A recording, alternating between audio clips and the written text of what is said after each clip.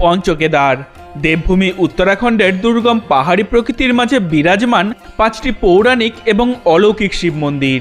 কেদারনাথ, মদমহেশ্বর, তুঙ্গনাথ, রুদ্রনাথ এবং কল্পেশ্বর মহাদেব মন্দির, এই নিয়েই এই পঞ্চকেদার। এই পঞ্চকেদার সৃষ্টির রহস্যের সঙ্গে জড়িয়ে আছে মহাভারতের এক আশ্চর্য ঘটনা। কুরুক্ষেত্রের যুদ্ধে কৌরবদের পরাজিত করার পর পাণ্ডবরা তাদের স্বজন এবং ব্রাহ্মণ হত্যার মতো গুরুতর পাপের প্রায়শ্চিত্ত করতে কৃষ্ণের পরামর্শে মহাদেবের দর্শন করতে চান। তাই তারা প্রথমে শিবধাম কাশীতে গিয়ে উপস্থিত হন, কিন্তু মহাদেব পাপীদের হাতে ধরা দেবেন না। তাই কাশী ত্যাগ করে উত্তরাখণ্ডে হিমালয়ের কোলে গুপ্তকাশীতে গিয়ে ষাঁড়রূপে লুকিয়ে পড়েন। পরে পাণ্ডবরা সেখানে গিয়ে উপস্থিত হলে ভীম ষাঁড়রূপী মহাদেবকে চিনতে পেরে যান। তাই পাণ্ডবদের হাত থেকে বাঁচতে মহাদেব এই পর্বত থেকে ওই পর্বতে পালিয়ে বেড়ান। সেই সঙ্গে পিছু নেন পাণ্ডবরাও।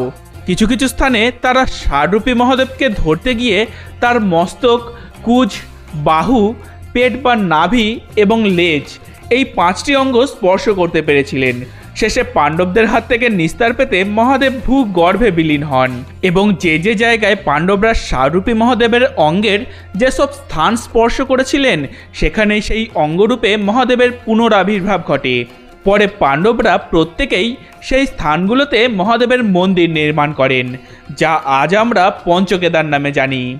এই পঞ্চকেদার নির্মাণের পর পাণ্ডবরা কেদারনাথ ধামে গিয়ে মহাদেবের প্রচণ্ড আরাধনা করেন। শেষে মহাদেব তুষ্ট হয়ে দর্শন দিয়ে তাদের পাপ মুক্ত করেন এবং স্বর্গারোহণের পথ দেখান।